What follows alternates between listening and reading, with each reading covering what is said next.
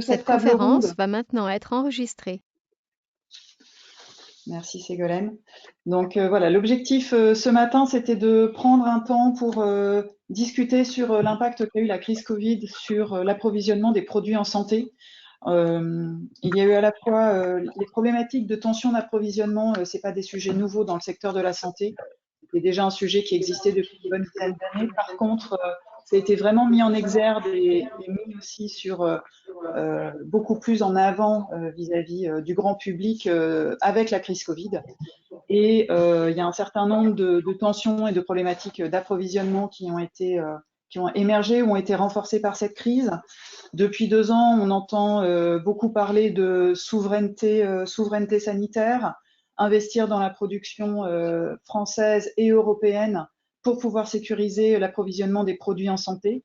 Donc, ce qu'on vous propose ce matin, finalement, c'est de faire un peu le point d'un point de vue des acheteurs hospitaliers, du point de vue de l'industrie pharmaceutique, du point de vue des acteurs des dispositifs médicaux, pour voir déjà qu'est-ce qui a été mis en place depuis 2 ans, quelles sont les perspectives, quelles sont encore les problématiques qui persistent. Et donc, voilà, prendre le temps pour échanger sur tout ça. Donc, je vous propose déjà peut-être de présenter au fur et à mesure nos 4 intervenants en leur demandant déjà qu'ils nous fassent un retour rapide sur l'expérience qu'ils ont eue et quels ont été les grands bouleversements finalement ces 2 dernières années. Peut-être pour commencer, Monsieur Jean-François Mercury. Donc, vous travaillez pour le RESA, le réseau des acheteurs hospitaliers. Vous êtes directeur de projet, et plus particulièrement responsable de la logistique hospitalière. Dites-nous en Tout à plus, fait. qu'est-ce qui vous a occupé ces 2 dernières années et qu'est-ce que vous voyez aujourd'hui? Alors, bonjour à tous. Merci de m'avoir proposé d'intervenir à cette conférence, cette web conférence. Donc effectivement, alors, je vais dire 2 mots du RESA parce que c'est pas nécessairement une structure qui est connue de tous, en particulier en dehors du secteur hospitalier. Dans le secteur hospitalier, on est bien connu. On est une centrale d'achat fondamentalement hospitalière, une des 3 centrales d'achat qui sont habilitées à être positionnées en tant que telles pour la fonction publique hospitalière, aux côtés d'Uniachat, qui est une autre centrale d'achat spécialisée sur le secteur hospitalier, et de l'UGAP, qui est l'Union générale des acheteurs publics, qui, elle, a vocation à offrir des services et des services d'une centrale d'achat à l'ensemble des acteurs publics et pas uniquement sur le secteur hospitalier. Donc, déjà un petit message pour indiquer que l'État a veillé à assurer une émulation entre des acteurs publics au sein d'une fonction publique dont on dit qu'elle n'a pas cette culture de la concurrence saine des marchés. En fait, dans notre domaine, on est un peu dans cette configuration-là. Alors, en tant que centrale d'achat, en fait, depuis des années, le RESA a pourtant une existence assez courte puisqu'on on a été créé il y a une douzaine d'années, même s'il y avait une préfiguration au préalable à l'échelle de la région Île-de-France en tant qu'émanation de l'Agence régionale de santé Île-de-France. Le RESA a vraiment décollé avec une vocation régionale Île-de-France en 2010, puis en 2017 au niveau national. Donc ça reste relativement récent, mais depuis l'origine, associé à la préparation de marchés publics pour permettre aux établissements d'acheter et d'approvisionner des produits, des consommables, des équipements et des services dont ils avaient besoin. Le RESA a très vite s'est dit, mais pour apporter un service complet aux établissements, est-ce qu'il n'y a pas une problématique d'approvisionnement, de stockage et de logistique à mettre en place? Et en fait, ce sujet, c'est un serpent de mer. Alors, excusez-moi, je vais faire une petite interruption. J'ai un signal m'indiquant que ma connexion est lente. Est-ce que vous m'entendez bien? Oui, on vous entend bien. Très bien. Ok, je vais continuer. Donc, j'étais en train de dire que le RESA se pose la question des services en matière d'approvisionnement et de logistique depuis longtemps. mais c'est un serpent de mer et en fait, rien de concret ne s'est passé depuis jusqu'à la crise Covid. Et en fait, la crise Covid a vraiment servi, a été un accélérateur formidable dans ce domaine pour passer ce cap autour et passer dans l'action, là où en fait on était dans la réflexion depuis des années. Et en fait, à la demande des services de l'État et euh, du ministère de la Santé, on a été amené à non pas seulement préparer des marchés publics pour le compte de nos adhérents et des établissements de santé, mais également à proposer des services de stockage et d'approvisionnement et de distribution, donc du coup pour ce qui nous concerne vis-à-vis des établissements, dans le cadre d'un consortium qu'on a mené avec un de nos confrères qui est Uniachat, que je mentionnais tout à l'heure. Et en fait, on l'a fait dans le domaine des équipements de protection individuelle qui ont fait si cruellement défaut pendant la première partie de la crise sanitaire. Donc là, il y a vraiment une prise de conscience nationale et au sein plus particulièrement de la fonction publique et des ministériels, de la fonction publique hospitalière, des hôpitaux et des acteurs de cette chaîne-là, une prise de conscience qu'il y avait une urgence majeure en lien avec le Santé publique France, qui a une vocation à la fois de santé publique, mais également de gestion physique des flux et des équipements qui deviennent critiques en cas de crise sanitaire. À la demande de ces acteurs, on va dire nationaux, des services de l'État et de santé publique, en lien avec Uniachat, le RESA a mis en place une structure d'approvisionnement, de stockage et de distribution des équipements de protection individuelle. Donc, quand on parle des équipements de protection individuelle, on parle des masques, on parle des gants, on parle des blouses, des surblouses qui sont indispensables au personnel de soins pour intervenir de façon à peu près sécurisée auprès des patients Covid ou non Covid d'ailleurs. Mais voilà, donc là, ça nous a permis en fait de franchir un cap fondamental en fait. Ok. Peut-être pour compléter, donc Monsieur Moreau, vous êtes directeur des affaires publiques territoriales chez Sanofi. Le point de vue de l'industrie pharma et d'un acteur mondial comme Sanofi, qu'est-ce qui a évolué finalement pendant cette crise chez vous? Bonjour, merci de votre invitation. Je suis très heureux de participer ce matin. On fera un duo avec Anna Alves, notre directrice du site de Compiègne dans les Hauts-de-France, et qui pourra vous parler justement comment on a géré cette crise, comment elle l'a gérée sur un point de vue d'un site de production. Juste, je ne peux pas parler juste après le représentant du monde des établissements hospitaliers sans rendre hommage quand même à ces hommes et ces femmes qui ont vraiment géré la crise, qui ont pris en charge nos malades, nos aînés dans cette période difficile. On pourra parler d'approvisionnement, de chaînes de production, mais au final, c'est quand même ces professionnels de santé qui sont devant le patient. Voilà, je voulais commencer par cela et leur rendre hommage. Donc, en parlant des industries pharmaceutiques, comme vous m'y invitez, c'est aussi de rappeler la place qu'occupent les produits de santé dans cette chaîne de prise en charge des patients. Et on l'a peut-être trop oublié dans les stratégies publiques. Les produits de santé nous soignent, nous soulagent, nous protègent. Et on l'a vu pendant des années, les médicaments, les vaccins, les produits de santé comme un coût. Et c'est dans la crise qu'on a vu vraiment leur valeur, comme les professionnels de santé. Tiens, si il nous manque un peu de ça, si on en avait eu, voilà, on aurait peut-être eu besoin. Enfin, voilà, c'est important. Mais vous l'avez dit dans votre introduction, les tensions d'approvisionnement existaient bien avant cette crise. Des signaux étaient visibles et cette pandémie a simplement révélé les faiblesses de ce qui s'est construit des décennies auparavant. Alors, qu'est-ce qui s'est passé avant la crise ?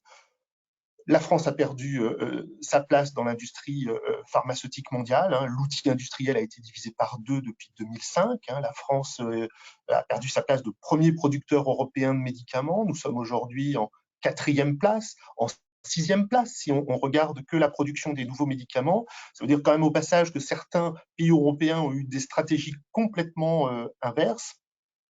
Et ce mouvement général de désindustrialisation a amené certains grands laboratoires à sortir de la production, de cette partie de la production pharma, à confier leur production à des tiers dans des pays parfois éloignés, voire à confier même leur production à des mêmes sous-traitants. Voilà. Donc c'est un mouvement qui a construit notre dépendance, la dépendance de notre industrie pharma, notamment sur les principes actifs pharmaceutiques. Aujourd'hui, que tout le monde connaît après cette crise, ce que sont les principes actifs pharmaceutiques, donc cette partie très amont de notre production, et donc fragilisée complètement par l'éloignement, notamment la chaîne d'approvisionnement. Et le plus bizarre, c'est que ce mouvement de délocalisation n'apparaissait pas grave, hein, parce que l'industrie, de façon générale, depuis des décennies, souffre d'une mauvaise image, ses emplois peu gratifiants, ses impacts, ses consommations énergétiques, bon voilà. Et puis, en parallèle, la politique de médicaments menée pendant des décennies avait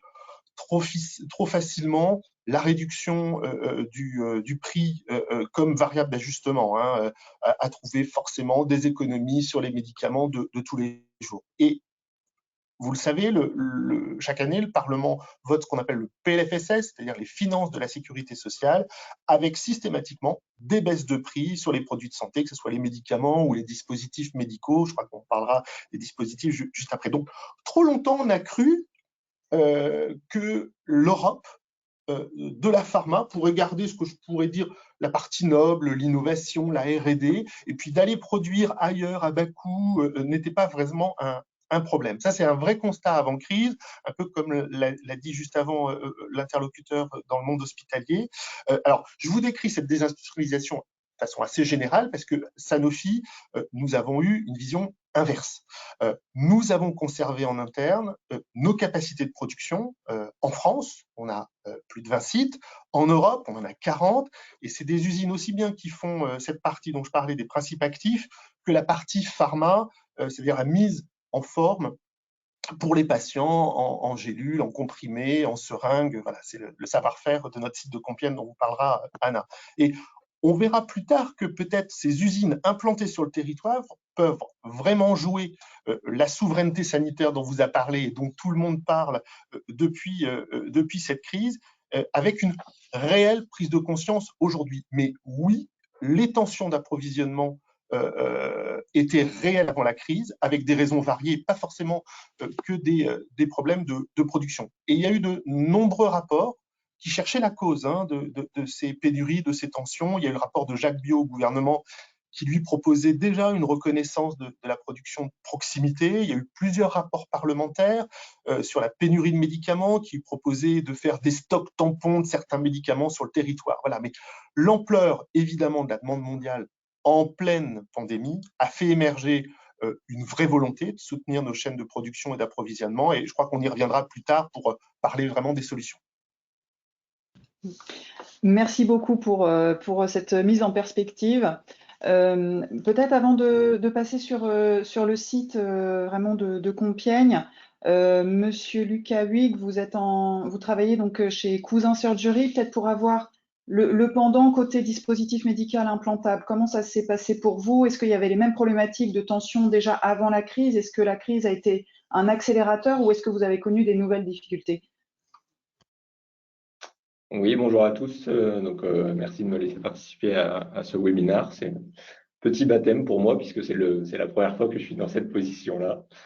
Je vais me permettre un petit mot sur Cousin Surgery qui est pas forcément très connu. Donc, on est une PME d'une centaine de personnes qui fabrique des dispositifs médicaux implantables à base de textile. Essentiellement, le textile est notre cœur de métier. On a un outil industriel qui nous permet de tresser des fils pour en faire des ligaments artificiels notamment. On produit des cales qui s'insèrent entre les vertèbres pour soigner des pathologies de dégénérescence de disques vertébraux, par exemple. Pour répondre à la question, est-ce que le Covid a exacerbé des difficultés d'approvisionnement? J'aurais tendance à dire que oui, sur certaines matières premières que sont le silicone et le métal, notamment le titane, nous concernant, sur lequel on a vu des délais en effet de fourniture s'envoler et on a eu quelques épisodes un petit peu tendus sur ces types de matières premières. Et puis également sur des matières premières un petit peu plus anecdotiques auxquelles on a des difficultés à s'y attendre. Mais par exemple, le carton. Alors, on peut imaginer que le carton d'expédition, on pourra facilement passer d'un type de carton à un autre. Mais il faut savoir que dans une société de dispositifs médicaux comme la nôtre, le carton peut être un outil important puisque le carton sert de packaging pour envoyer en stérilisation. Et on ne peut pas très facilement passer d'un grammage de carton à un autre sans remettre en question la stérilisation de nos produits. Donc, on a eu comme ça, en effet, un mois où on a dû faire du recyclage de carton qui revenait de stérilisation. Alors, ça a été très bon pour la planète, hein, il y a toujours un bon pendant. Mais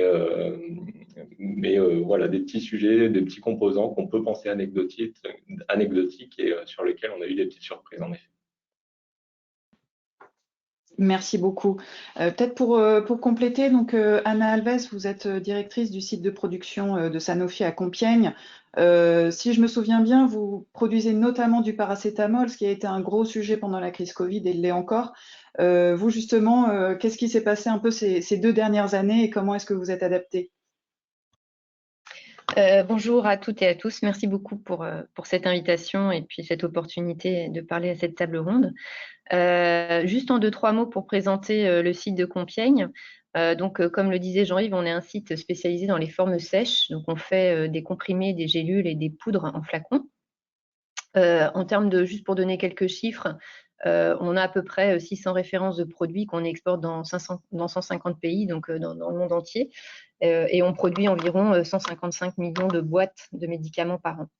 Alors, on a un portefeuille produit qui est relativement large. On fait effectivement du Doliprane en termes de volume, c'est le plus gros volume qu'on produise, mais on produit aussi ce qu'on appelle des médicaments d'intérêt thérapeutique majeur, donc qui n'ont pas d'alternative thérapeutique dans certains pays et dont il a fallu aussi assurer la production pendant la crise Covid. Et certains produits qui n'étaient pas médicaments d'intérêt thérapeutique majeur, mais qui se sont retrouvés en tension, comme certains antibiotiques ou des corticoïdes. Dont on a eu aussi beaucoup besoin pendant la crise pour traiter les patients. Et donc, pour reparler de ces 2 années qui viennent de s'écouler, effectivement, une grosse transformation pour nous. D'abord dans nos façons de travailler, parce qu'on a vu arriver donc, sur site de production du télétravail, ce qui était très atypique et même plutôt mal vu, parce qu'il fallait être sur le terrain à l'usine. Et donc, on a massivement envoyé les gens en télétravail, ce qui était très nouveau. Et puis, on a vu aussi un engagement très important de nos équipes, notamment pendant les premiers confinements, parce que certes, notre mission, hein, c'est de livrer des produits à des patients, mais là, en l'occurrence, les patients, c'était nous, c'était nos familles, et les gens se sont sentis vraiment investis d'une mission. Et le fait de venir travailler, c'était extrêmement important pour eux. Et si je reprends le cas du premier confinement, justement pour assurer la demande très élevée en Doliprane, on a quasiment doublé notre production en parallèle de ces médicaments d'intérêt thérapeutique majeur qu'il a fallu continuer à fournir et des augmentations de volume aussi qu'on a eues sur certains antibiotiques. Donc, les gens sont venus travailler 6 jours sur 7 pendant plusieurs semaines, malgré les taux d'absentéisme qu'on a eu très élevés, comme dans beaucoup d'entreprises. Hein. Et donc, ça a vraiment été notre grande force sur ces premières vagues. Et ensuite, on a vu arriver alors toutes ces problématiques de tension d'approvisionnement dont on parle, qui existaient déjà et sur lesquelles on travaillait, mais qu'on a du coup renforcé en termes d'identification de nouvelles sources potentielles pour nos principes actifs, justement pour sécuriser notre production. Et donc, on a accéléré un certain nombre de programmes de qualification et de validation de ces secondes sources pour être en capacité de sécuriser l'activité. Et ce qu'on voit apparaître aussi, comme partout, c'est une pression très forte sur les coûts qui impacte beaucoup l'usine aussi. Comme l'expliquait Lucas, c'est la problématique aussi sur des produits qu'on ne considérait pas comme techniques. Et je reprends l'exemple du carton, parce qu'il y a effectivement une pénurie mondiale de carton. Sauf que le carton, on en a besoin pour nos fournisseurs, en ont besoin pour fabriquer les étuis dans lesquels on met nos produits. Et on se retrouve à gérer des situations de crise sur des produits qu'on n'avait pas forcément dans le radar en termes de criticité du fait de leur technicité. Et en fait, on est dans une situation aujourd'hui où tous les articles et toutes les matières qu'on approvisionne, on les regarde à la loupe et on adapte tous les jours. Et aujourd'hui, je pèse mes mots, c'est vraiment quotidiennement notre planning de fabrication en fonction des produits et des livraisons qu'on peut avoir. Et ça rend du coup l'exercice en production très, très compliqué, très complexe. Et s'ajoute à ça, alors on ne l'a pas évoqué, mais des difficultés aussi au niveau du transport de ces matières, hein, parce que en termes de possibilités de transport maritime, transport aérien, ça devient de plus en plus compliqué. Des problématiques d'embouteillage au niveau des ports, enfin tout ça ça perturbe d'autant cette chaîne d'approvisionnement et ça met à risque le business au quotidien, quoi. Donc c'est une vraie difficulté très opérationnelle, hein, ce que je vous raconte, mais c'est la vie de tous les jours sur site. Et donc ouais, une vraie transformation dans nos façons de faire et dans l'insécurité que ça génère pour pouvoir assurer nos plannings de production et honorer la demande qu'on peut avoir vis-à-vis des différents pays et des différents produits qu'on fabrique. Et peut-être pour rebondir justement sur ce sujet de réadapter les plannings de façon beaucoup plus intense et quotidienne en fonction du sourcing, de la capacité à envoyer, etc. Ça veut dire aussi que, comment dire, vous avez des difficultés à honorer des commandes aujourd'hui, ou est-ce que c'est plus un travail d'anticipation et un renforcement peut-être des équipes sur ces sujets-là, peut-être changer plus souvent les produits sur les lignes, comment ça s'opère finalement chez vous? Alors effectivement, ça demande beaucoup d'agilité et parfois on fait des quantités moindres par rapport à ce qui est demandé et on négocie avec les différentes filiales dans les différents pays pour essayer d'équilibrer la demande et être en capacité d'honorer à minima tous les besoins qu'on peut recevoir. Et donc après, il y a aussi une logique de stock mini qu'on a comme dans toutes les entreprises, hein, sur les différents marchés et on négocie beaucoup localement aussi pour pouvoir faire un maximum et fournir au maximum ce qu'on est en capacité de faire. Mais c'est du contact quotidien avec les marchés. Et on a notamment des métiers comme des gestionnaires de la demande, hein, sur les sites qui sont en contact avec les filiales tous les jours pour essayer de faire au mieux pour honorer la demande. Pour le moment, on n'a pas à faire face à une crise majeure dans l'incapacité à fournir des produits critiques, mais ça reste très tendu. Peut-être pour rebondir là-dessus, Monsieur Mercury, vous, en tant qu'acheteur, justement, est-ce que vous avez vu, est-ce que vous voyez perdurer ces problèmes, ces négociations finalement peut-être un peu différentes et l'afflux différent des produits critiques en particulier? Ou Oui, est-ce que la taille du RESA vous permet d'absorber tout ça? Alors, effectivement, le RESA en tant que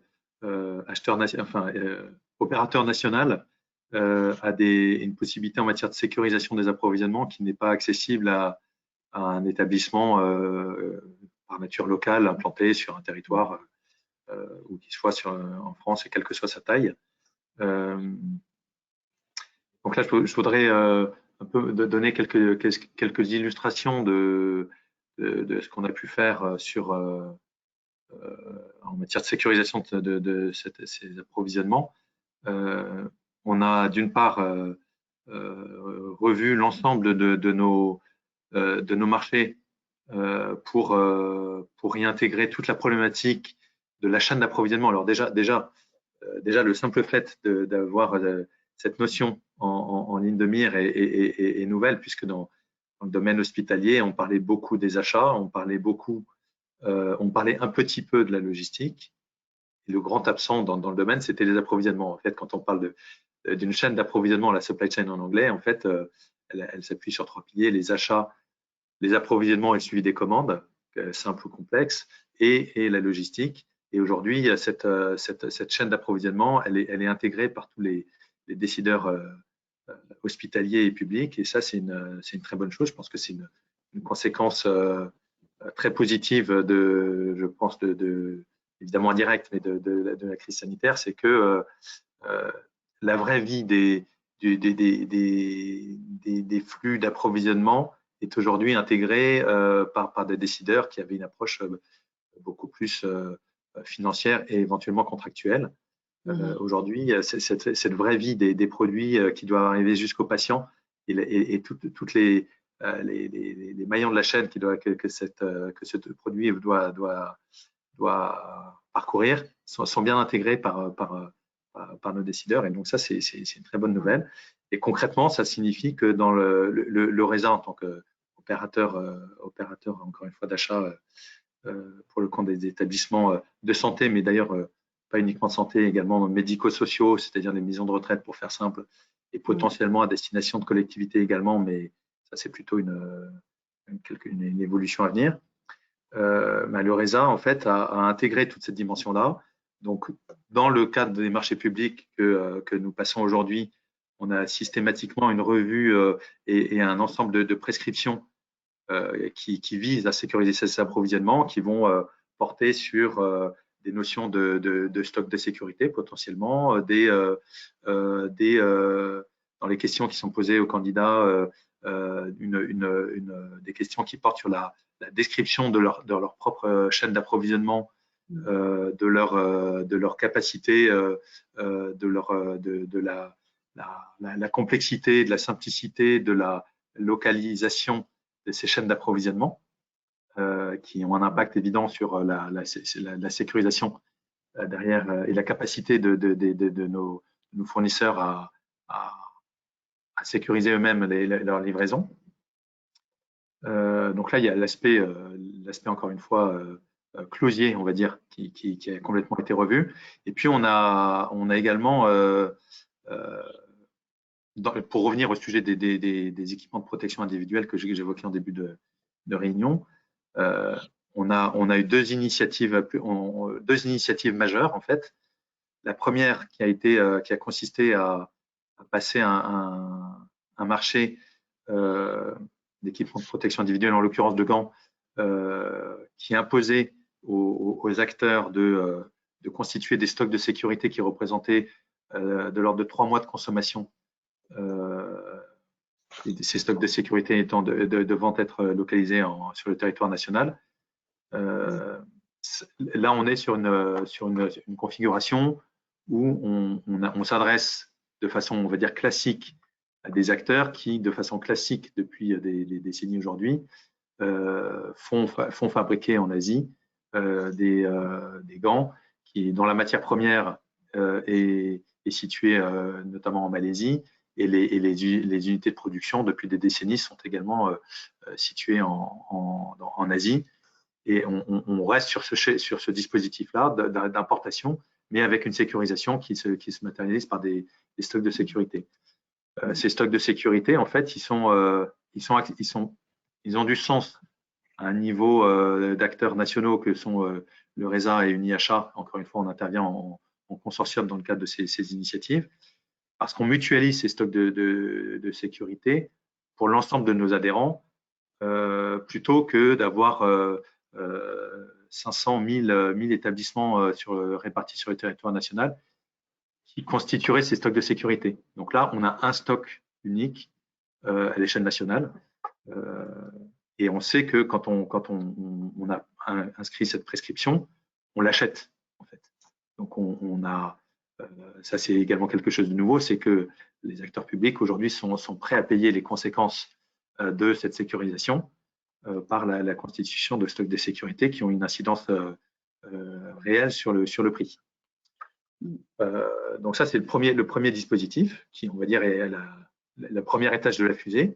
Et le deuxième étage de la fusée, c'est de passer également des marchés qui sont beaucoup plus ambitieux, qui sont des marchés dits souverains, dans la mesure où on s'est engagé à acheter sur 4 ans des volumes très importants de gants pour les années à venir, de 2022 à 2026,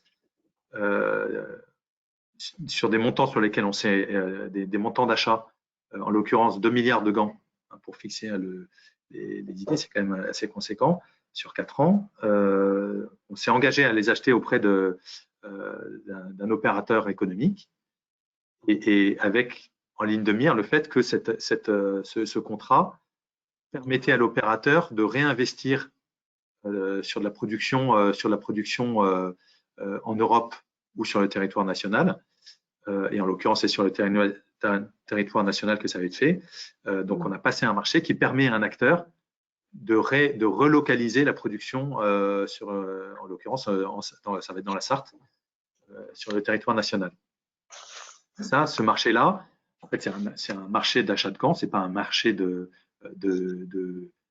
qui intègre une dimension industrielle explicite, mais implicitement, il est conçu de façon à ce que les opérateurs puissent prendre le risque, prendre un risque mesuré, parce qu'ils ont une visibilité sur 4 ans avec des engagements de volume sur 4 ans. Et ce marché-là, en fait, il est aujourd'hui assez emblématique de la politique des pouvoirs publics et relayé par les opérateurs que sont, encore une fois, les centrales d'achat nationales et derrière les acteurs hospitaliers au niveau territorial, d'avoir une démarche qui permette aux acteurs industriels de se positionner de façon plus pérenne dans une logique de relocalisation. Et justement, pour rebondir sur cette initiative, où là, en effet, on n'est pas sur du stockage territorial, mais vraiment de la production sur le territoire, si on pousse le curseur plus loin, à quand est-ce que ce type d'initiative est dupliqué sur d'autres EPI, comme les masques, par exemple, et aux médicaments, et aux DM? Enfin, voilà, est-ce que c'est dans la tendance, ou est-ce que ça va être produit par produit? Comment est-ce que c'est appréhendé aujourd'hui? Alors, tout ça, on voit bien que en fait, la situation dans laquelle on est aujourd'hui, qu'évoquait M. Moreau, de désindustrialisation, en fait, elle s'est produite, ça fait 30 ou 40 ans qu'elle est engagée. Et je pense qu'il faudra mon sentiment personnel, c'est qu'il faudra une génération pour la reconstituer, si on s'y tient. Je vois qu'il y a une question qui a été posée sur les masques. Et effectivement, sur les masques, alors je peux vous dire qu'il y a des initiatives équivalentes qui sont en cours de traitement pour également permettre à des acteurs, on va dire européens, puisque là aujourd'hui l'Union européenne, la réglementation et le dispositif législatif nous autorise à passer des marchés éventuellement imposant une production en Europe, mais pas exclusivement sur le territoire national. Donc, en fait, on a une approche européenne à ce niveau-là. Et je pense que les industriels sont également dans une logique globale et européenne. Excusez-moi. Donc voilà, il y a des dispositions qui sont prises également dans le domaine des masques. Maintenant, pour répondre à la question rebondir sur la question qui a été posée, qui indiquait que des acteurs publics aujourd'hui sont approvisionnés en masques made in China, je dirais que pour être franc, que les acteurs économiques, les acteurs publics ou privés, comme les consommateurs, sont un peu schizophrènes. C'est-à-dire qu'on a, en tant que citoyen, quand on regarde les choses avec un peu de recul, on se rend compte de la situation dans laquelle on est et on se dit qu'il faut relocaliser, travailler sur des circuits courts et être attentif aux capacités de production, à la souveraineté nationale et européenne en matière de production et d'approvisionnement de tous les produits et produits de santé de façon générale.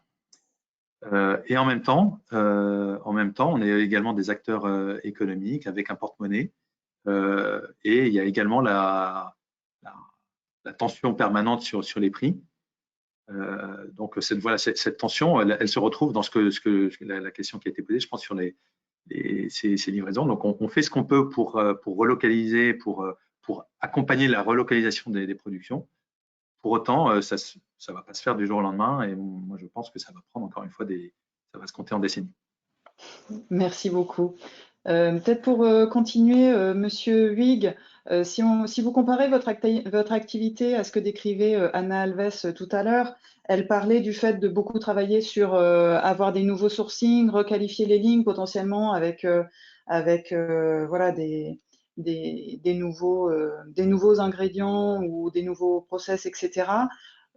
Côté Cousin Surgery, est-ce que c'est aussi des sujets qui vous occupent aujourd'hui beaucoup plus qu'avant la crise? Comment est-ce que vous gérez ça? Alors oui, c'est un sujet qui représente un très gros pourcentage du travail des équipes méthode et supply chain chez Cousin Surgery. Pas forcément à cause de la crise Covid. Le double sourcing, sécuriser les approvisionnements de nos composants, et c'est un peu dans nos gènes chez Cousin Surgery. Donc c'est quelque chose qui a été démarré bien avant la crise Covid. Après, il est sûr que le monde du dispositif médical et puis des médicaments également, de par la réglementation, fait que entre planter la graine, identifier un nouveau fournisseur et puis concrétiser la chose, intellectuellement parlant, ça peut représenter pas grand-chose, mais d'un point de vue budget et temps et puis soumission à l'organisme notifié, récolter les fruits du travail, ça peut être long. Donc oui, tous les jours, c'est un peu trop, mais oui, tous les mois, on a des sujets qui germent comme ça avec des nouveaux fournisseurs. Nous, on a pris le parti de profiter du MDR. Donc, je ne sais pas si ça va parler à tout le monde, mais le secteur du dispositif médical change de réglementation et passe de la directive MDD à la réglementation MDR. Donc ça veut dire que tous nos dossiers de marquage CE de nos produits vont être resoumis à notre organisme notifié, et nous, on a pris le parti de profiter de ces resoumissions pour faire passer des dossiers de double sourcing et faire valider des nouveaux fournisseurs à notre organisme notifié. Donc ça a démarré en 2021 et ça va continuer jusque 2024, tout ce sujet MDR. Et également, le sujet de plan de relance qui a été proposé par l'État est un vrai accélérateur pour nous, puisqu'on a soumis un dossier et on a été éligible à ce sujet-là. Donc, entre 2021 et 2023, on active le double sourcing, et pas forcément en validant un second fournisseur, mais également en internalisant des process où on sait que la maîtrise peut être un peu plus compliquée. Donc on a pris également le choix d'augmenter notre outil industriel en internalisant des process qu'aujourd'hui on ne fait pas du tout. Voilà. Ok, merci beaucoup. Peut-être Monsieur Moreau pour compléter justement, Monsieur Mercurier parlait d'une génération d'investissement. Là aujourd'hui, voilà, il y a des sous qui sont vraiment investis par l'État au niveau national, au niveau européen. Justement, Sanofi avait fait le pari de garder un outil industriel fort en France et en Europe. C'est quoi les perspectives finalement pour votre groupe aujourd'hui? Vous avez raison, hein, je le disais, on a fait cet effort de disposer en France d'un outil de production en France et en Europe, et que la tendance, l'environnement a vraiment changé post-crise, et on rencontre, au-delà de la prise de conscience publique dont je parlais dans ma première intervention, un réel soutien de nos industries, une volonté vraiment de sécuriser nos capacités d'innovation, de production, de distribution. Et en fin de compte, c'est toute la chaîne du médicament qui se voit soutenue. C'est une chance, et pour l'ensemble de la filière, les grandes entreprises, mais aussi les PME, nos fournisseurs, les startups, toute cette chaîne est valorisée. Concrètement, les actions qui sont initiées, ça vient d'être évoqué, le plan de relance. La santé a été l'une des premières filières à bénéficier de ces aides publiques aux investissements, tout d'abord pour les produits liés au Covid, la prise en charge du Covid, et puis après, plus dans les productions stratégiques. En sortie de crise, nous avons eu la réunion du CSIS, le Conseil stratégique des industries de santé, c'était fin juin 2021, avec le gouvernement qui rassemblait le ministre de la Santé, le ministre de l'Industrie, le ministre de la Recherche. Bon, et c'est là où a été présenté le grand plan Innovation Santé 2030, avec près de 7 milliards d'euros encore pour toute la chaîne de R&D, de capacité industrielle, des métiers de demain. C'est aussi important de parler des compétences, des métiers de demain. Et c'est Olivier Bogillot, notre président de Sanofi France et qui est président aussi de la Fédération des industries de santé, qui s'est vu confier le pilotage de ces mesures. Et puis les industriels, en effet, sont au rendez-vous. Vous disiez, voilà, rendez-vous de cet engagement collectif. Je vais vous parler de Sanofi, mais il y en a d'autres. Hein. Il y a eu un vrai mouvement. Nous, typiquement, chez Sanofi, on a annoncé la création d'un leader européen de production de principes actifs. Hein, c'est EuroAPI. Donc, sur la base de 6 usines existantes, afin de favoriser la production en Europe de principes actifs et de permettre justement à ces laboratoires dont je parlais, qui sont partis peut-être loin, leur permettre de relocaliser leur production, de le confier à ce nouvel acteur qui est en capacité de produire plus de 200 principes actifs différents. Donc, de l'existant qu'on valorise et qui permettra d'accompagner cette relocalisation sur le territoire européen.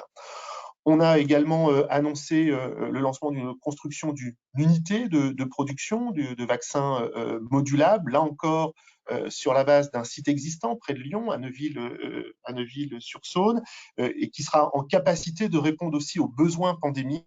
Voilà, c'est également l'implantation de notre centre d'excellence en ARN messager. Et puis, ce sont des investissements dans les nouvelles générations de procédés pour répondre aussi aux attentes environnementales, aux attentes de compétitivité, de performance, notamment en chimie. Voilà, on a annoncé également en région PACA voilà, une usine qui sera en capacité d'accueillir nos nouvelles molécules, notamment dans le traitement du cancer, issues de notre recherche française. Voilà. Donc, il s'agit donc de valoriser, je pense, plus facilement les implantations existantes, de les rendre compétitives, digitalisées, en lien avec toutes les mutations scientifiques, notamment les biologiques. Hein, les médicaments biologiques vont prendre une place extrêmement importante, donc d'avoir en capacité, comme je le disais, d'aller jusqu'au bout de la chaîne de production et d'approvisionnement, notamment pour la bioproduction, et puis aussi répondre aux attentes environnementales. Donc ça s'inscrit clairement, vous l'avez dit, dans des politiques nationales et européennes. Il faut juste leur donner un peu de temps pour que ces plans atteignent leurs objectifs. On ne sort pas une nouvelle usine comme ça en 2 mois, en 1 an. C'est pour ça que je pense que le levier des implantations existantes est un vrai levier parce qu'on a quand même toute cette capacité, toute cette infrastructure qui existe. Et ce que je vous ai parlé, voilà, c'est des augmentations de capacité, des savoir-faire autres, mais sur la base de l'existant. Pour finir, je voudrais dire, parce que nous sommes dans le pôle des Hauts-de-France, et puis j'ai la casquette chez Sanofi un peu des territoires, je pense que les régions, à leur tour, devraient être au rendez-vous de cette dynamique. Actuellement, les schémas régionaux de développement économique sont en cours de rédaction dans les conseils régionaux. Je pense que les industries de santé devraient faire à ce niveau-là également partie des filières stratégiques pour aider leur développement, flécher les aides, les accompagner dans leur mutation, dans leur maintien sur le territoire. C'est clairement une chance qui serait donnée à rétablir cette stabilité dont on parlait dans nos chaînes d'approvisionnement, et avec l'aide des pôles, des clusters comme NSL ou des acteurs économiques. Voilà, il faudrait que les régions soient aussi au rendez-vous de cette tendance, et c'est certainement la prochaine étape à inscrire dans ce mouvement général. En effet, merci pour cette transition. C'est vrai que la région a la particularité d'avoir beaucoup de sites de production sur son territoire. Elle a bénéficié de beaucoup d'investissements, en effet, soutenus par France Relance sur ces sujets de filières stratégiques en santé, que ce soit pour des dispositifs médicaux, pour des API ou pour des nouveaux process ou des nouveaux médicaments. Donc, il y a une vraie voilà, il y a une vraie dynamique en tout cas sur le territoire. Peut-être pour revenir vers Anna Alves et Lucas Huyghe, l'un des enjeux, ça va être aussi pour pouvoir faire tourner ces nouveaux équipements, il va falloir aussi avoir les bras, les forces vives. Vous parliez tout à l'heure, Anna, du fait que voilà, les gens étaient fiers finalement de venir travailler aussi pour soigner, pour contribuer à soigner leur famille. Est-ce que c'est quelque chose que vous sentez perdurer? Est-ce que c'est un vrai moteur finalement pour la filière aussi, pour pouvoir recruter demain les talents dont on va avoir besoin pour faire tourner les outils de production? Bah, ça reste très présent parce que la mission, notre cœur de métier, hein, ça reste un sujet très noble et les gens sont globalement très fiers de venir travailler tous les jours. Pour reprendre votre question sur la capacité à attirer de nouveaux talents, c'est vrai que c'est compliqué parce que le territoire, en tout cas la localisation de Compiègne-Loise, on a pas mal asséché le marché. Et ça devient compliqué même de recruter aujourd'hui des techniciens de maintenance, des opérateurs de production. Donc ça, c'est un vrai sujet. C'est un vrai sujet qu'on a. Et en termes d'attractivité aussi des jeunes talents, c'est comment leur trouver un centre d'intérêt, notamment pour l'emploi du conjoint. Comment attirer davantage de familles sur le territoire. En sachant que chez Sanofi, on est le seul site dans l'Oise et dans les Hauts-de-France. Donc, c'est vrai qu'en termes de perspective, il faut qu'on arrive à convaincre que c'est le site où il faut venir travailler ou en tout cas en faire une étape dans une carrière. Mais sans parler de profil cadre, hein. Je ne sais pas comment c'est dans les dispositifs médicaux, mais aujourd'hui, on a beaucoup de mal à recruter même des profils d'opérateurs ou de techniciens de maintenance. Et dans le cas des opérateurs, d'ailleurs, on a arrêté d'avoir des exigences liées au parcours des gens. On s'attache vraiment à regarder la capacité des personnes à apprendre, leur état d'esprit, et on les forme du début à la fin quand ils arrivent sur site, en fait. Hein. C'est aujourd'hui la réalité dans laquelle on est. Peut-être du coup, Lucas Huyghe, côté Cousin Surgery, ces enjeux des talents pour aussi faire face à tout ce qui arrive.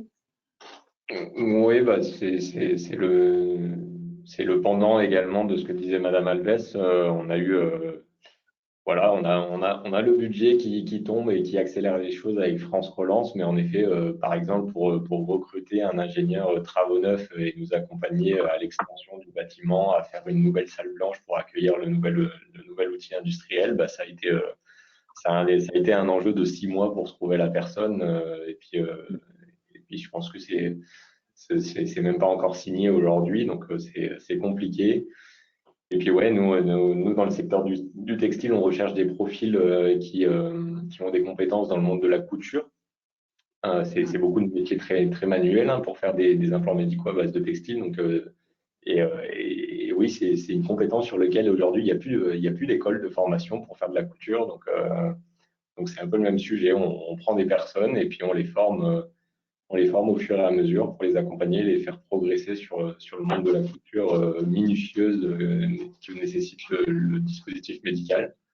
Et puis bah, je dirais 2 fois sur 3, bah, la personne, voilà, être enfermée dans une salle blanche pendant 8 heures, ça peut être anxiogène pour certaines personnes. Donc 2 fois sur 3, bah, malheureusement, ça ne marche pas.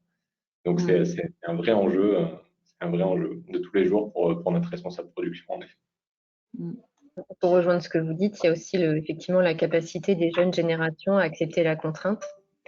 Ça, c'est un vrai challenge, il faut qu'on s'y adapte.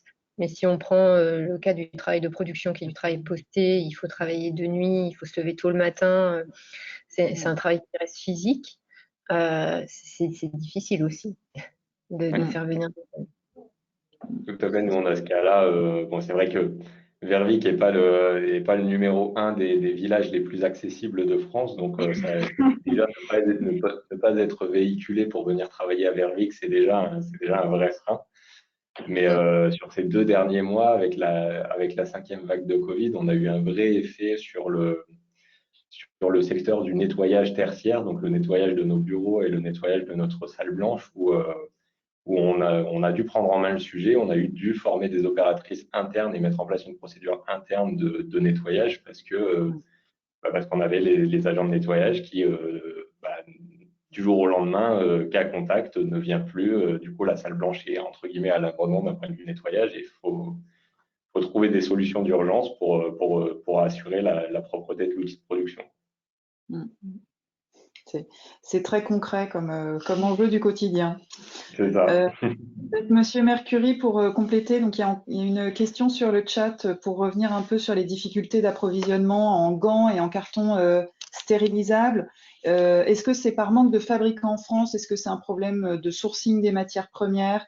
voilà, qu'est-ce qui prime? Quelle est votre vision sur le sujet?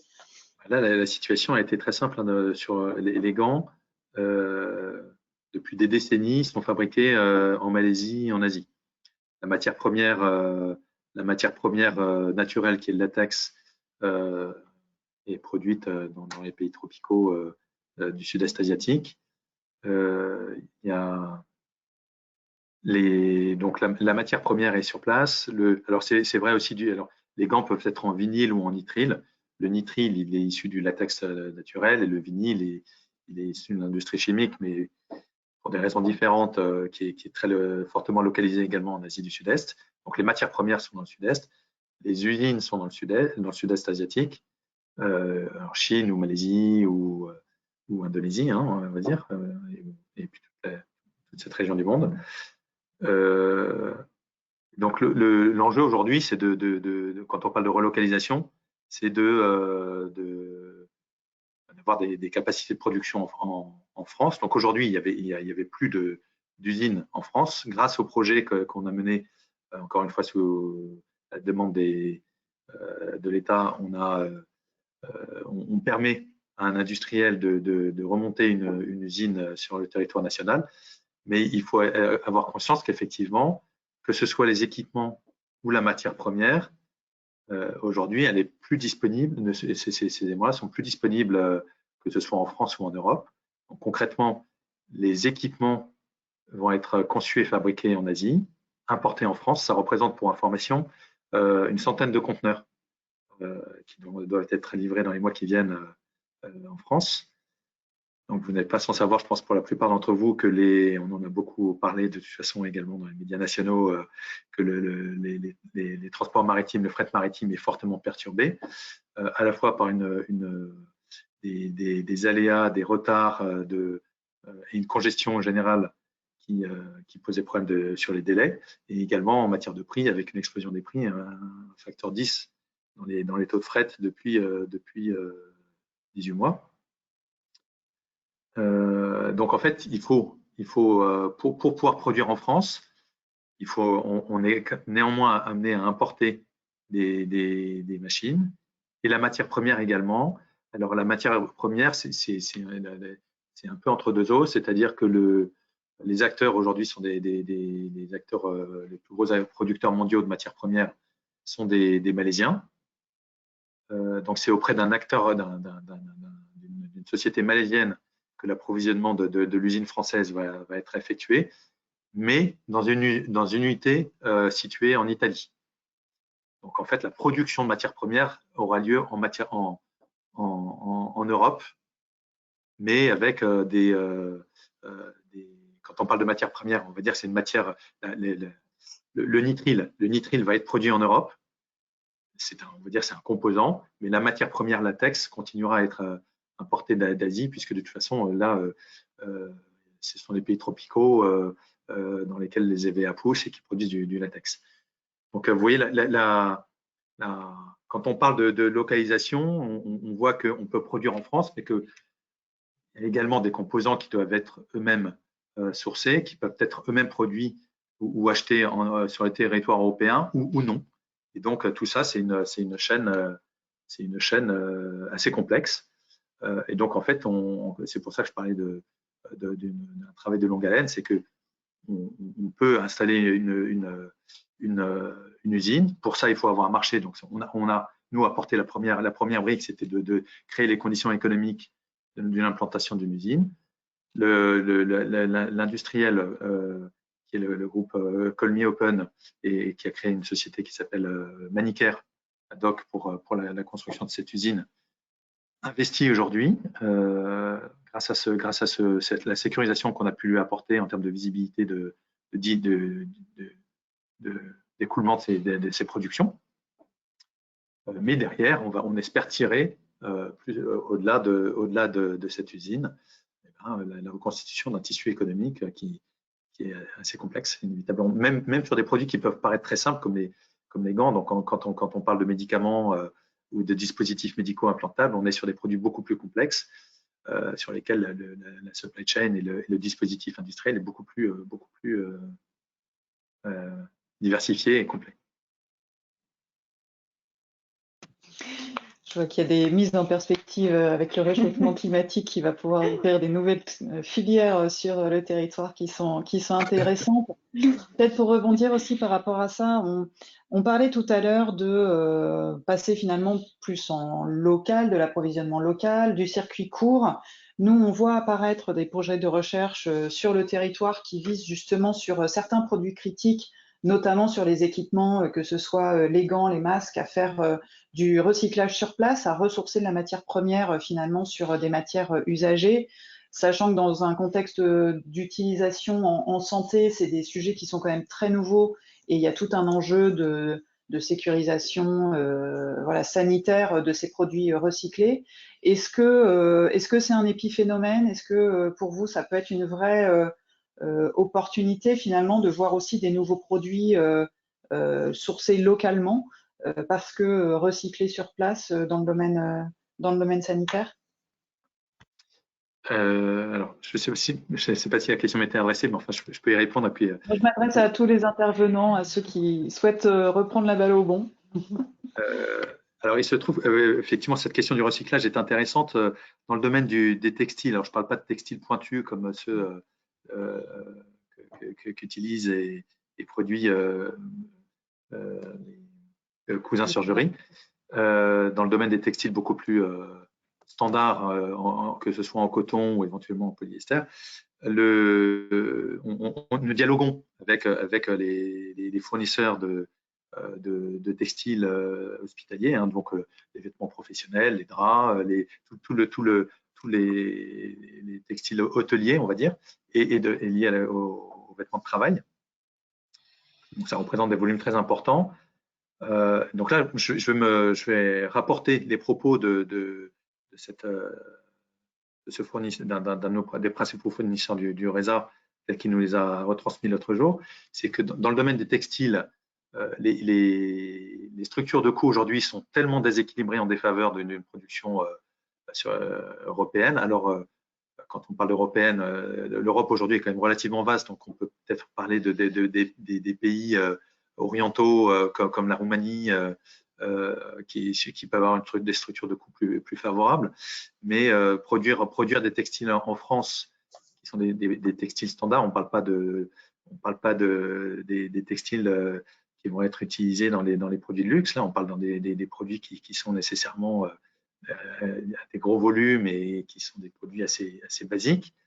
La structure aujourd'hui est tellement déséquilibrée que c'est difficilement envisageable de relocaliser, en tout cas en France, la production. En tout cas, c'est ce que dit notre interlocuteur. En revanche, on peut travailler sur le recyclage.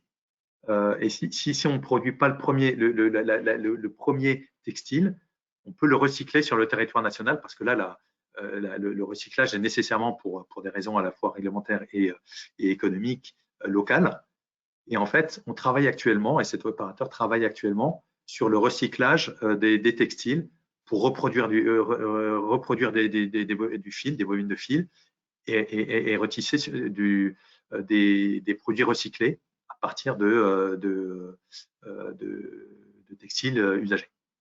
Voilà un peu une des voies qui peuvent être retenues aussi pour certains cas. Donc là, on mêle circuit court, environnement, recyclage et dimension économique.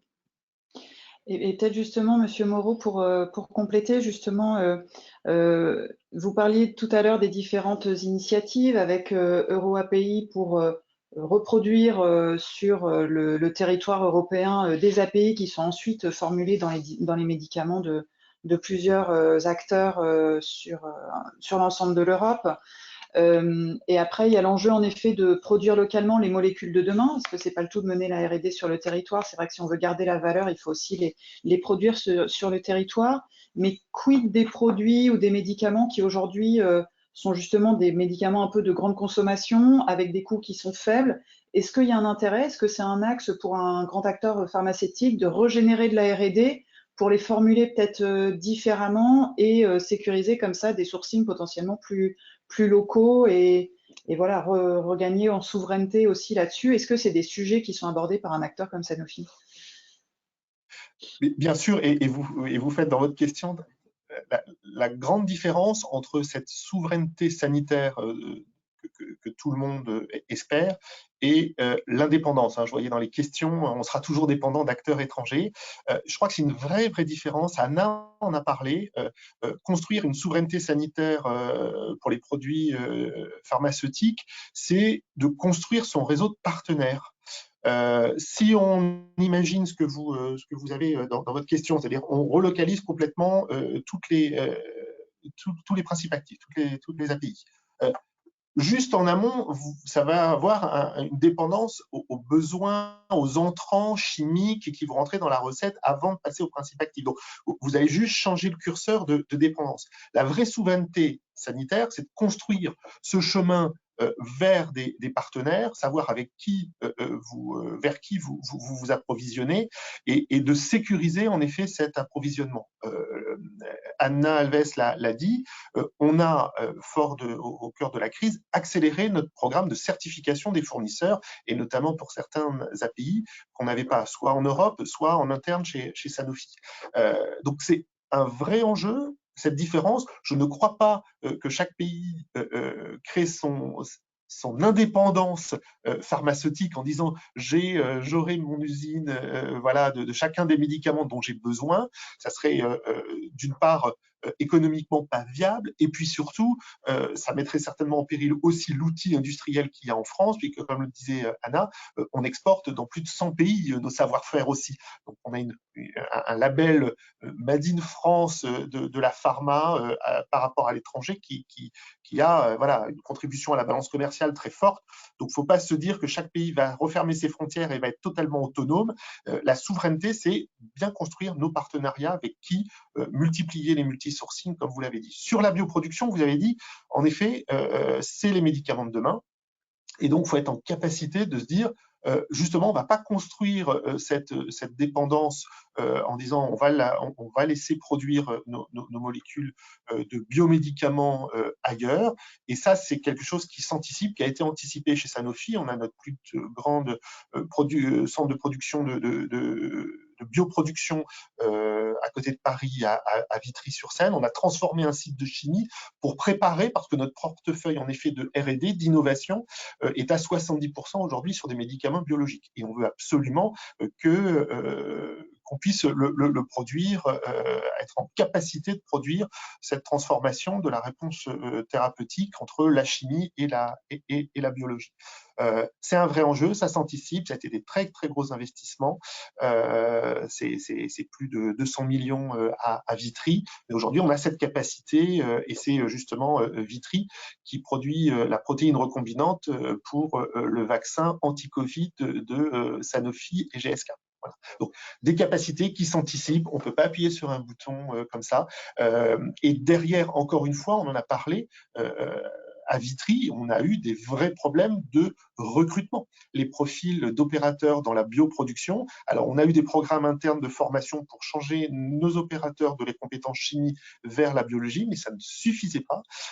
Et donc, on a, en partenariat avec d'autres industriels, monté un campus digital pour former les opérateurs de bioproduction, ce qu'on appelle, voilà, et en plus qui a cette vertu d'être complètement digitalisé, c'est-à-dire que chaque industriel va pouvoir y choisir le module qu'il veut, être en réalité virtuelle, ne pas non plus monopoliser les quelques outils de bioproduction que l'on a sur le territoire, mais pouvoir voilà, mettre les opérateurs en situation de certification pour passer à la bioproduction. Donc, il y a tout un jeu. Il y a sur les jeunes aussi, je parlais d'une image négative de l'industrie. Sanofi, en sortie de crise, on a fait le tour de France auprès des jeunes pour valoriser les métiers de l'industrie, aller à leur rencontre. On est allé dans les quartiers, présenter avec nos collaborateurs les métiers de l'industrie, que ce soit la R&D, que ce soit la production, la commercialisation. Ça a été une vraie découverte. Ça faisait du bien en plus de sortir du confinement et de rencontrer nous, les collègues et les jeunes des professionnels, pour essayer de redorer cette image aussi de nos industries sur le territoire.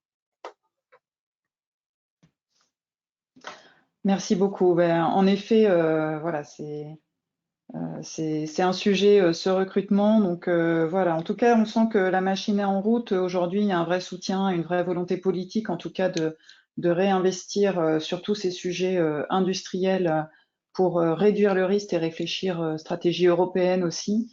Je relève le point, en effet, sur l'investissement des régions. Si on prend le cas de la région Hauts-de-France, c'est clair que les industries de santé, c'est un vrai sujet, une vraie priorité qui est identifié parce que c'est aussi un vrai levier pour l'emploi en région, et ça reste un sujet.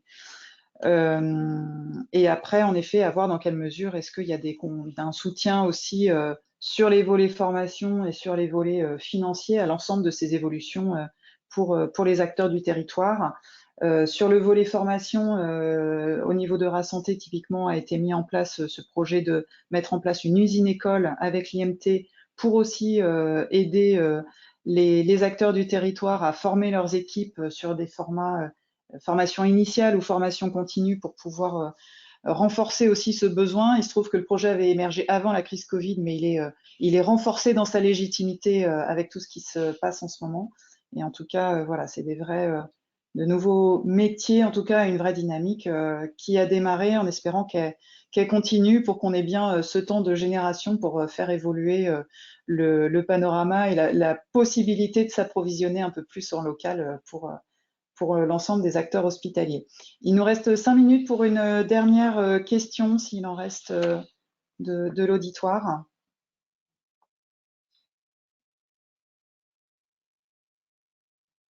Soit via le chat, soit en se connectant directement.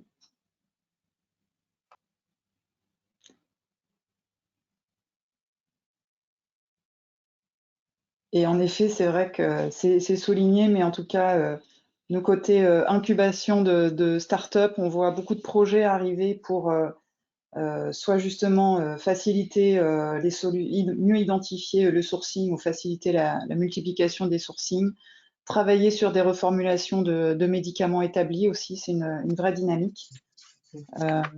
Et voilà, en tout cas, ça va être, on l'espère, créateur de valeur pour le territoire dans les années à venir. Dernière question, une fois, deux fois, trois fois.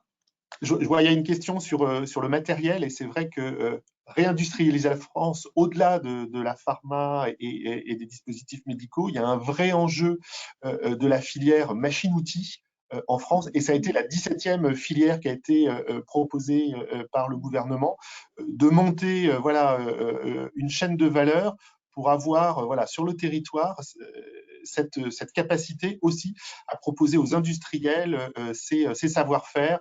On a des acteurs européens très forts, donc ça reste de la proximité, mais ça a été un vrai enjeu pour nos sites aussi, la maintenance et la fourniture de matériel, d'équipement, de production. On parlait de matériel qu'on avait imaginé non stratégique, tel le carton.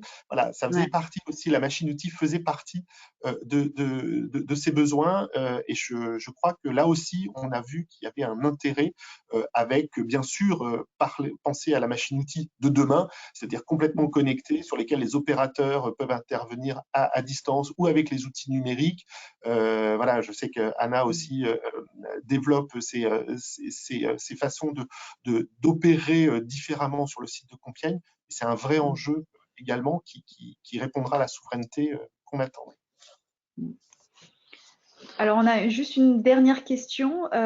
Quid de la mutualisation des acheteurs publics à l'échelle européenne? Ça, c'est une excellente question. Je pense que d'un point de vue, on en saisit tout à fait l'intérêt. C'est-à-dire que j'indiquais qu'en tant qu'acteurs nationaux, on avait des possibilités de mutualisation.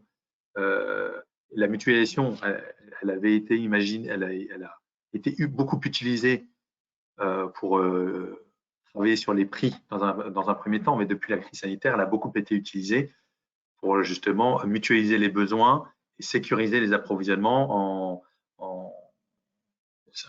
puisque chacun sait que par rapport à un besoin élargi, on a une meilleure sécurisation des flux et des besoins, des demandes, et on stabilise cet ensemble. Donc, si on le fait à l'échelle nationale, on aurait intérêt également à le faire à l'échelle européenne. On on aurait également des leviers de relocalisation qui seraient peut-être plus forts encore. Donc, moi, j'en saisis tout à fait l'intérêt. Je pense qu'il y a des initiatives qui sont en cours. Personnellement, malheureusement, je ne pourrais pas en parler parce que j'ai pas cette vision-là de façon détaillée, mais je sais qu'il y a le RESA, par exemple, un département international, et on a créé une association européenne des acheteurs publics hospitaliers au niveau européen. Donc, moi, je ne connais, à ma connaissance, il n'y a pas encore d'appel d'offres qui soit lancé au niveau européen tel que je l'évoquais au niveau national, mais ça pourrait être une piste évidemment qui pourrait être particulièrement intéressante dans le domaine des médicaments et de la sécurisation par rapport aux ruptures d'approvisionnement telles qu'elles ont pu se produire avant même la crise. Je sais qu'il y a des initiatives européennes actuellement, mais peut-être que M. Moreau pourrait en parler d'ailleurs peut-être plus en détail que moi de ce volet-là. C'est en effet des réflexions en matière d'achat de ce regroupement européen. On a déjà l'enregistrement européen au niveau communautaire avec l'Agence du médicament européen.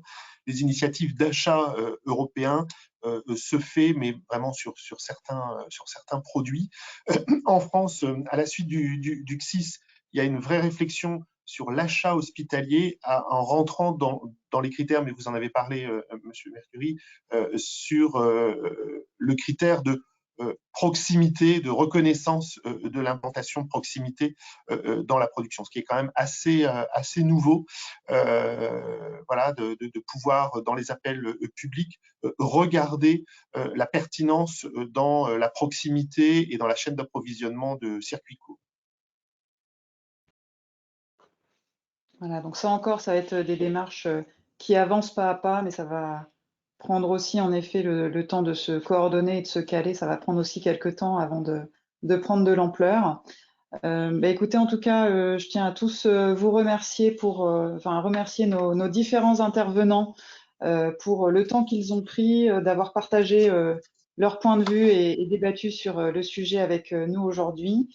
Le webinaire a été enregistré et sera donc posté sur nos réseaux sociaux et envoyé aux 40 personnes qui s'étaient inscrites pour diffusion. Et en tout cas, on espère que cette session a été instructive pour tous et n'hésitez pas à revenir vers nous pour des mises en relation, pour poursuivre les échanges. Merci à vous. Merci. Merci. Bonne journée. Merci beaucoup. Au revoir à tous. Au revoir. Au revoir.